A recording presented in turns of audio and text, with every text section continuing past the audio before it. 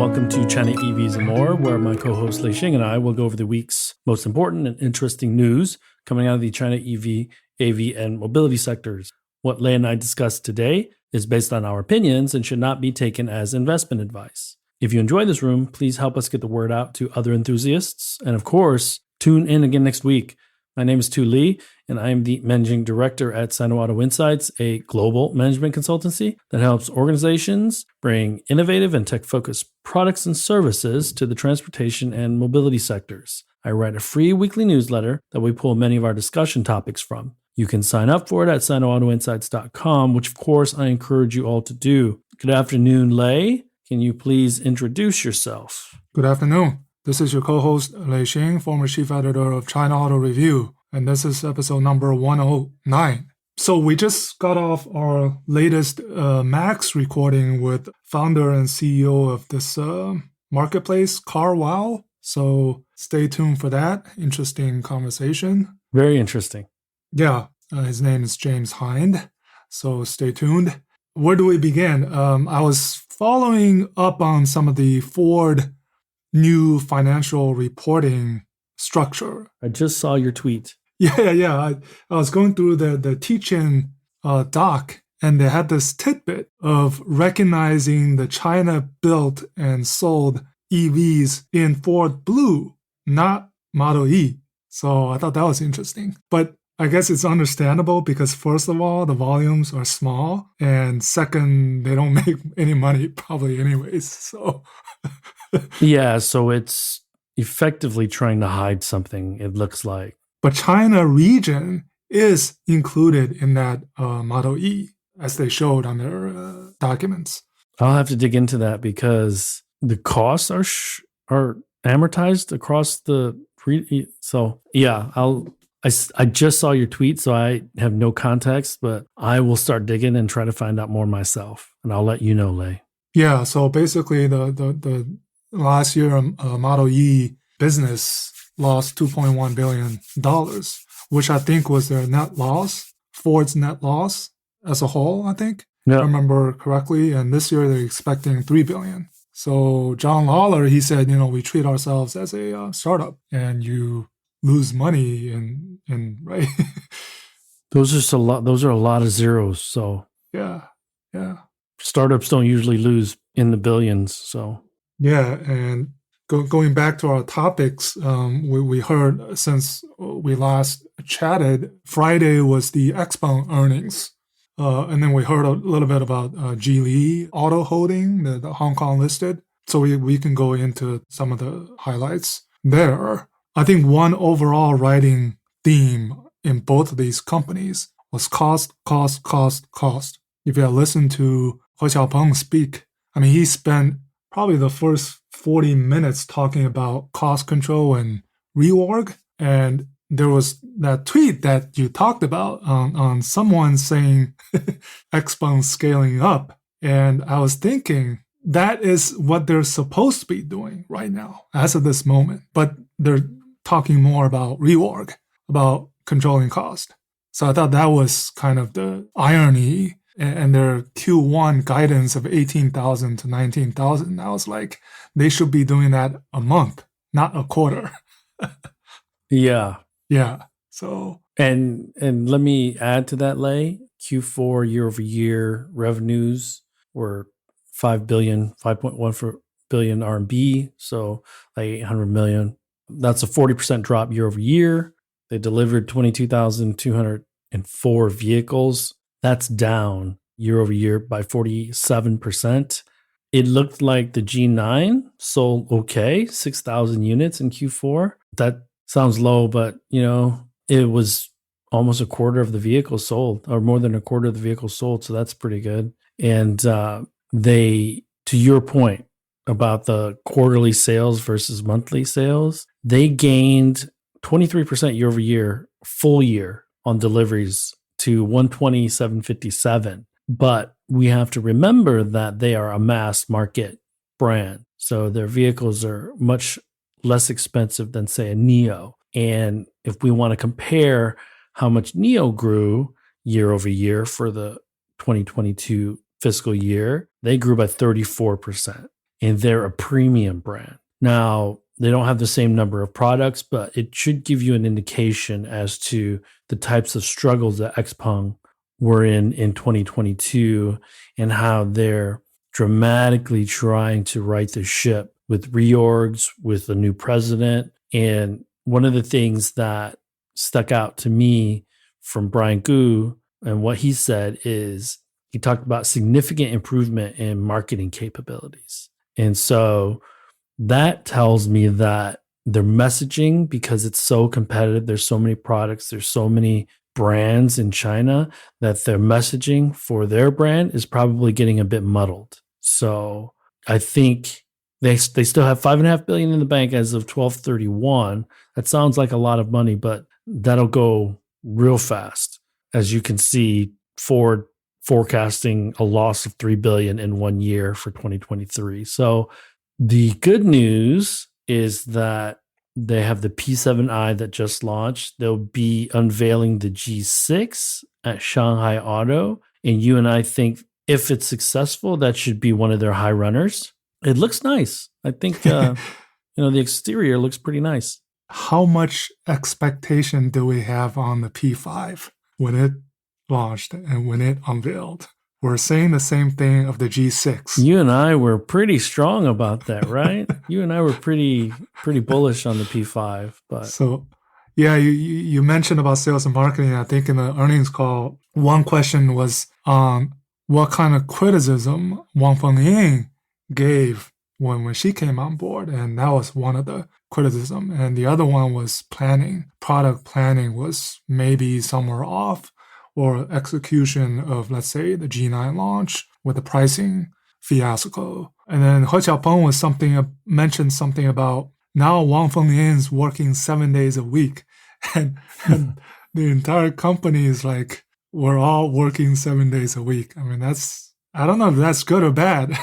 Well, but this is the thing, because they're rolling their sleeves up, and it sounds like internally that panic button was pressed a little bit, right, Lei? So again, they did increase the number of sales year over year, but they lost a ton. They missed huge opportunities to gain in 2022 because we had another record year of sales. So, and yes, easily can point to planning and a lack of execution.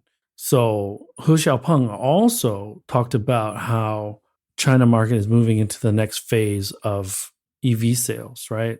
With accelerated disruption of smart technologies. So he's leaning into that city NGP, it looks like. XNGP. Yeah, XNGP. So yeah. We'll see if that works out, because you and I know we're also going to talk a little bit about Deep Route. So they are also pushing the sector forward with their new announcement this week. But I mean, what do you think? Do you think, what's her name, the new president, can Wang Fengying help turn this thing around? Yeah. I mean, she's definitely done her share of recommendations, what to do, what not to do, the whole reorg, management-wise, cost control. And it looks like they're still expecting this G6 to be 2 to 3x P7i. Right. That's, you can sort of guess the numbers. But, right, and going back to NIO, I mean, they both did roughly 120,000 units, but they're not equal, right, because of the price positioning.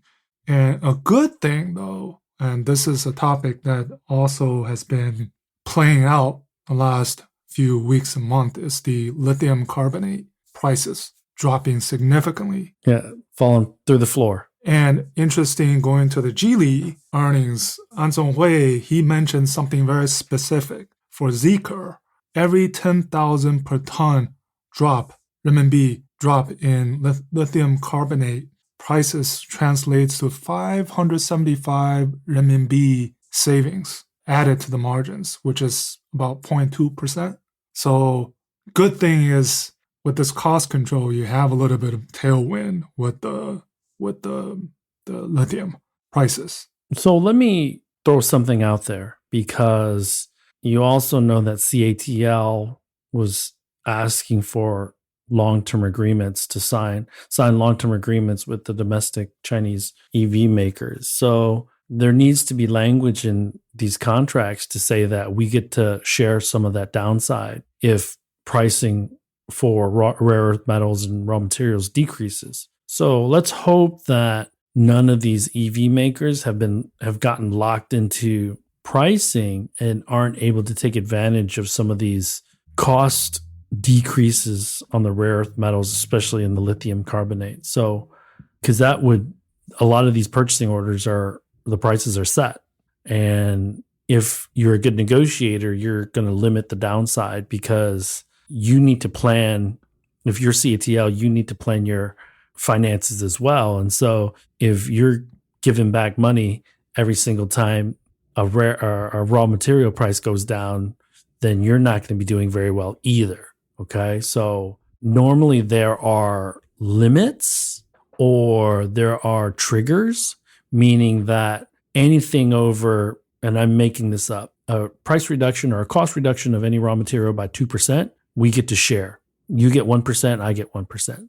And so that's how it normally works if you're a good negotiator on the purchasing side. And then if you're on the supplier side, you want to limit that downside risk as well so that your revenue is more predictable. Okay. For XPeng, it just seems everything has been delayed by at least 2 to 3 quarters. What they should be doing now, He Xiaopeng is saying, okay, by Q3 will be much better. There's always this expectations versus reality. It's a bit disappointing, but that's part of the reorg. And anyone, and you know this, anyone who's followed the automotive industry for any period of time knows that legacy automakers reorg about every 12 to 18 months. And what Ford has done, right? So, yeah. Now, do you believe that what He Xiaopeng said about the move from, what's his exact words? Move from rapid EV penetration to accelerated disruption by smart technologies. Is that going to be the defining differentiating factor for a lot of these EV products and companies now? Well, you mentioned Deepral, right? What Deepral has done and quite a few other L4 robotaxi self-driving startups is move back down to the L2 plus whatever opportunity, because that's where the business, the money's. Well, everybody and their mother are working on L2 capabilities, right? Yeah. Let me stop you there, Lei. Can you tell the audience what Deep Route announced with Driver 3.0? The basic announcement is they came out with these two stacks, sort of, Pro and Air. Pro is the one that's costing 14,000 RMB, and the Air cost half of that. And these are going into vehicles, private vehicles, as features, equivalent to point-to-point. So the Pro is basically the point-to-point, similar to XNGP, whereas the Air, Pro has a LiDAR. Air does not have LiDAR. Air will offer more advanced levels of driver assistance. So this is what they basically announced. And this is kind of an extension of their 2.0, which was that $10,000 stack that was announced end of 2021, I think, right? Yeah, so this is the kind of a pivot to address this opportunity of the ADAS business. I think it should be also mentioned that, so 3.0, Driver 3.0, you don't need to use HD maps anymore. Yep. It can use standard maps, and it'll use perception via the sensors along with standard definition maps in order to navigate. And D Pro, the point-to-point navigation, there are no restrictions. There are no ODD restrictions. Right. And so, like you said, D Air is an ADAS system, whereas D Pro is more of a true autonomous system. So yeah, it's similarly, He Xiaopeng mentioned their XNet, XNGP powered by XNet, which also don't rely upon HD maps. Because remember, that bit them in the butt last year. Yeah. Because they had to wait months for the GZ HD map to be released or approved. So their XNGP right now is only, I think, starting in Guangzhou, Shenzhen, and Shanghai. 3 cities and then expand to more in the coming years. Yeah, so I think that's a huge part of the competitive environment on the smart features. WeRide is doing that through Bosch. Okay, I think Pony is doing that. It's funny, Lei, because we hear from Deep Route, we hear from Baidu quite often, but there are smaller announcements, but they don't get as much attention because I haven't heard any real new news coming out of Pony or AutoX lately. So it makes you kind of wonder. Pony, I think they had an announcement last couple of announcements. 2 or 3 months ago. The robotaxi, right? The Baidu getting that additional driverless operation in Beijing, right? And the other one was Pony. But I guess because of Robin getting in front with the Baidu version of ChatGPT, ErnieBot, maybe that's why I'm thinking of Baidu so much. But I'm excited to see how this deep route system works. Standard definition maps, that's kind of a game changer. So yeah, it's pretty significant. And I know you wanted to talk about the Geely stuff. Yeah, the Geely stuff, I think more so on their branding. I think I tweeted some of that stuff on being clear of all these different brands and products and models. And so they use this opportunity to basically, there's the parent company, Geely Holding Group. And then below that is the 0175 Hong Kong listed Geely Auto Holding. And within the Geely Auto Holding, there's the 3 major brands of Geely Auto, Lynk & Co., and Zeekr, basically separated by price points or ranges. And those are the homegrown Geely brands, by the way. Yeah. And then under the Geely Auto, we have 3 different product series. The Star, the Geome, formerly known as Geometry, and then the Galaxy. So Geometry was supposed to be their entry-level EV brand. And, I was telling Ash that they need to update the website because it still shows Geometry as a brand. So, yeah. Because if you went to the tier 2, tier 3 cities, mostly the tier 3 in and around Hangzhou, you would see Geometry as ride-hailing cars. So, yeah. And then, a lot of talk on Zeekr, especially An Songhui talked about, they're committed to doubling sales this year still, 240,000 units, and 650,000 in 2025 with A models on the market by then. Well, they need to bump they need to pump that up because of the IPO. IPO, right. He did mention about the IPO that's ongoing. In the US as well. Yeah. I think that's worth noting. And then, the other number I thought was interesting. He gave a number of employees of Zeekr in R&D. It was like 6,387, like very exact number. And he said 77% were on software. And then he said he gave out a Easter egg. So they're working with Mobileye, they're working with Waymo, and they're also launching their own solution, ADAS, Advanced Levels of Driver Assistance Solution, later this year. Is that this is what I was confused about. Is that through Geely or ECARX? Well, it's probably related. Okay. But again, this goes back to the conversation on the XNGP and the Deep Route. And at the same time, remember, Geely and Mobileye, they announced something that they plan to launch a consumer AV in 2024. So I don't know where that is in all of this, right? It's a lot going on. But let me specify, and you correct me if I'm wrong. The Waymo partnership is more or less them being a contract manufacturer, similar to Jidu Auto. They're not really bringing IP, I don't believe, to the Waymo product. That's all Waymo's IP from an autonomous vehicle standpoint. It's almost like a BYD Neuro. Yes. Maybe. Yeah. So thank you for clearing that up because I was totally confused. So where does Galaxy fit? Galaxy is their high-end PHEV, BEV model series under the Geely Auto brand. But it's not a brand. It's a series. It's a series. Okay, yeah. So the L7, right? It's like the Dynasty series from Right. BYD. They have the L7 and then the L6 and then the E8 coming in the next how many months? Whereas Yangwang is a different brand. Yeah, that's totally a different brand. So Yangwang, BYD, the fashion brand, right? Denza, those are the 4 brands for BYD. Which is 90% owned by BYD now, not a true JV between Merc and BYD.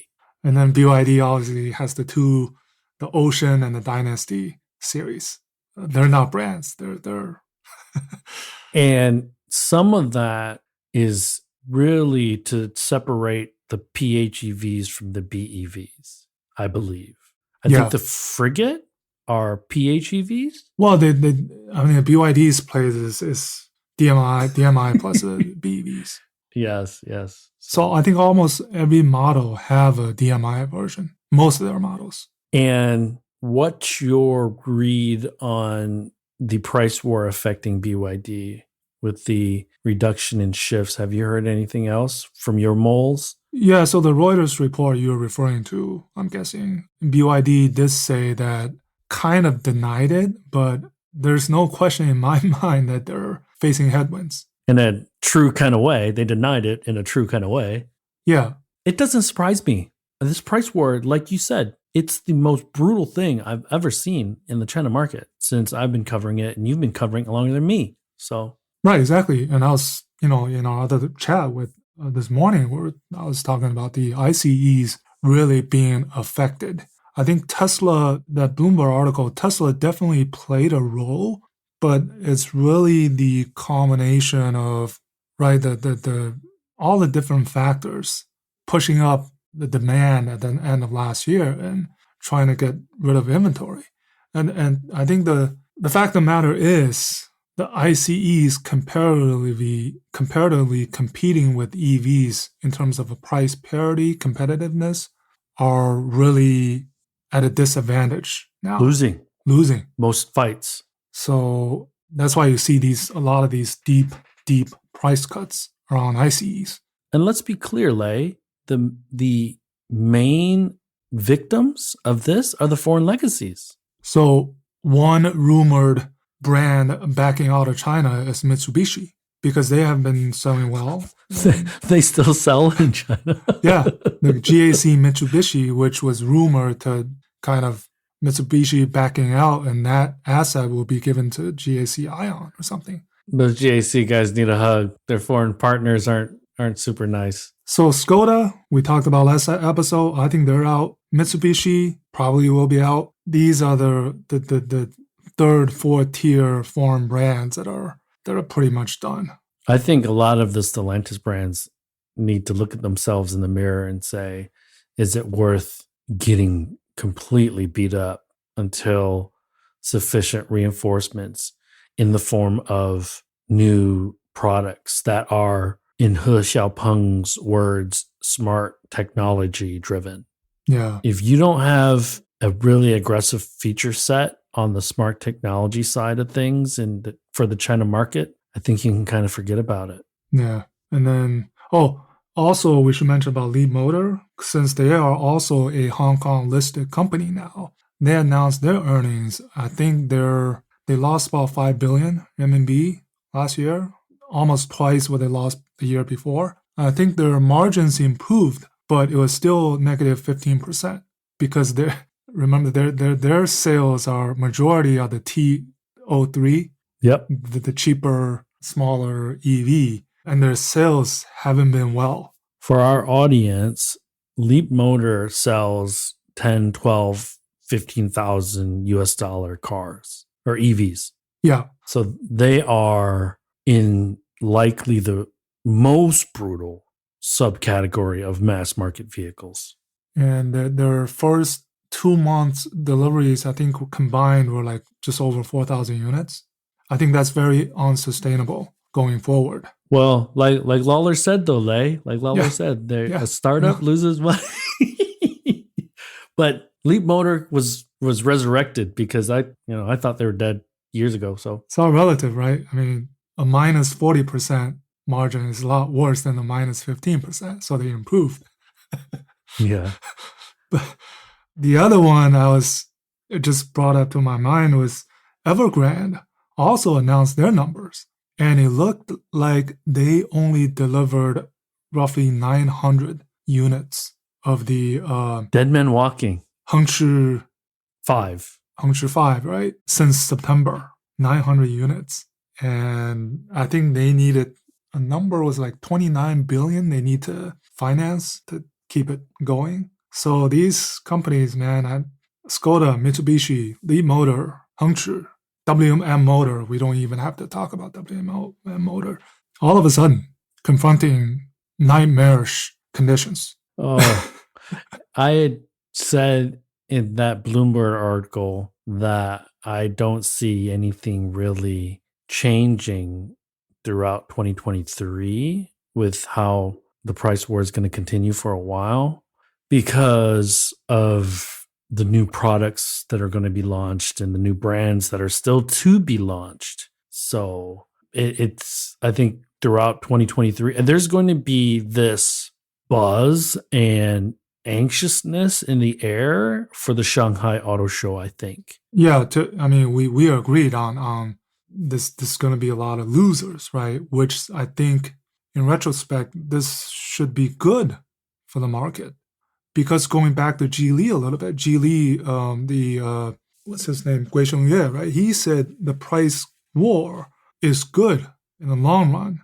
because all Geely talked about was also cost control, also systematic capabilities, scale.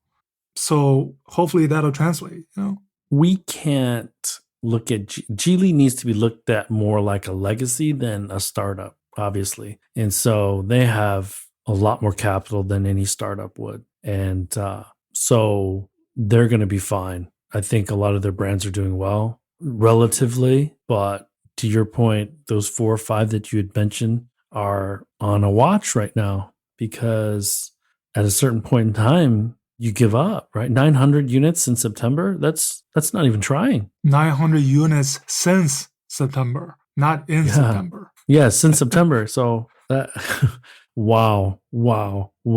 And they had said that they received like 37,000 orders for the Hengchi. Hey, by the way, we are speeding towards March 30th, and I have not heard a peep out of FF. So, well, March 29th, they're doing a countdown already. Oh, okay. March 29th, okay. US time will be SOP. So I'm looking forward to it. Did they get that $100 million? They must have, I guess. Otherwise, there's no SOP. So yeah. So you wrote in your Twitter feed Nvidia. What did we want to talk about Nvidia? I was head scratching there. Yeah, Nvidia.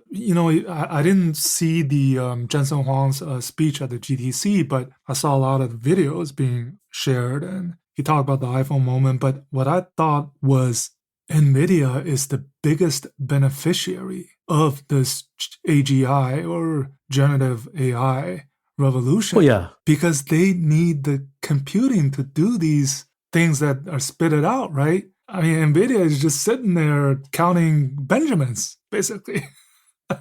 And we had a conversation with our friend in Silicon Valley a while back. He basically said that the A100 chip, they created a new one, basically been down. And so they worked overtime to find a replacement chip for the one that was banned. And so to your point, Lei, and this is where we're going to get into the CHIPS Act, because it's been more detail has been given about the CHIPS Act.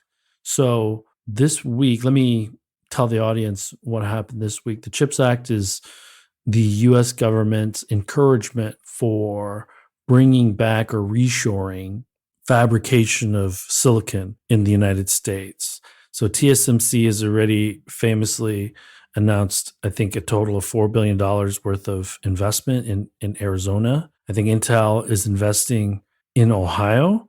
And so the CHIPS Act said, if you're going to get money and subsidies from the U.S. government to help you build out your capacity here, you cannot increased capacity for any facilities outside of non-friendly countries, read China, for any chips that are 28 that you utilize 28 nanometer or less technology. So guess who all also fabricates chips in China? Intel, TSMC, and a few others. So they are tightening the screws a little bit on the chip availability for Chinese companies. So it's not going to affect the autonomous vehicle or the EV companies in any way immediately. But as the necessary computing power increases because of NGP, because of driver 3.0, because of driver 4.0, whatever, we could see the AV, what's the right way to, the AV arc for China kind of flatten out a little bit. I mean, it's just amazing to see how Nvidia just dominates. BYD, right, doing that Orin chip later this year, right? If you don't have an Orin, you don't sell. That's in China. I mean, if you look at all these smart EV startups, right, you have to have an Orin chip. It's a selling point. And then Nvidia also working with the three ASML, TSMC, and the other one I forget. These equipment, right? Is it Kelly? Yeah. And the Omniverse, how much they're involved in automotive manufacturing operations. BMW, right, using this feature, and then working with Lenovo. Lenovo is developing its own domain controller with NVIDIA's Thor platform, and they're the first one to use that platform. There's another China factor. And by the way, BYD just announced they're using Orin chips in their next generation of vehicles too. Yeah, that's what I was saying, that you have to have this selling point that we have an Nvidia inside. Did I talk about this last week? Because the Wire China had that article about Nvidia and the moat that they created using software. So one of the reasons the acceleration in the development and the progress on AI is because Nvidia has some of the most cutting edge technology and ASICs in the world, but they also have created a software language called CUDA, Compute Unified Device Architecture. And it's a bunch of, you can use it if you buy Nvidia chips, and it creates, or it accelerates, and it helps build the systems for AI and for these calculations to happen super fast. So Chinese companies are going to be shut out of this, and they can't use CUDA. Yeah. So if you have a Wired China subscription, then I invite you to, I think it was last week's major story, headline story, but super interesting. And we kind of knew about it early, right? Because we talked to Nvidia earlier this year, or was it late last year? They are kind of sort of head and shoulders above everyone else, even Qualcomm's and Mobileye for sure. So, but is there anything else you wanted to talk about, sir? Well, the other thing to mention was just Kia. Kia, because they announced their China NEV strategy in 2023. Yep. The way I put it is better late than never, but it looks like it's for the foreign legacies. This is kind of like their last horror of investing in the China NEV market. And what Kia announced is one example of that. And it's very conservative, right? 450,000 unit sales by 2030 in China, including 180,000 EVs in 2030. That's going to be, by 2030, we're probably talking about a 15 million unit market, likely. 12 to 14 million unit market. And globally, they have this ambition to sell 4.3 million vehicles by 2030. So China will only account 10% of that by then. And which is ironic because it's going to be the largest EV market in the world. It'll continue to be the largest EV market in the world. I just feel, the disparity, the difference of Hyundai, Kia as a brand in China and outside China, it's just so stark. But kudos to Kia to still, not giving up. The EV5 concept, right? It's a it would be the perfect vehicle for the Chinese market and then launching it in China first. And like I said, 200,000, 300,000 RMB. Maybe they'll turn the corner. I hope so. I think it'll be tough because you and I know that there's likely other things in play here, but I don't have anything else, sir. Let me take a quick look at my newsletter. Yeah, the Korean is just unfortunate, and sometimes I think they don't deserve the situation that they're in, but it's tough. Yeah, well, they seem to be doing the product stuff right, but just can't catch a break on the sales side in China. Yeah, I think it was a good thing they did this outside of Shanghai Auto Show. The global president came, the design chief came, so it's very important. Yeah, so I don't have anything else, Lei. Let's open the room up and see if anybody has any questions. If not, I think we can close up shop. Oh, and we should let everyone know our latest Max episode dropped, episode number 15. Maybe you can talk about it a little bit, Lei? Yeah, with Marco Kohlmeier, the managing director of Holon, which is the autonomous mover that they unveiled in CES.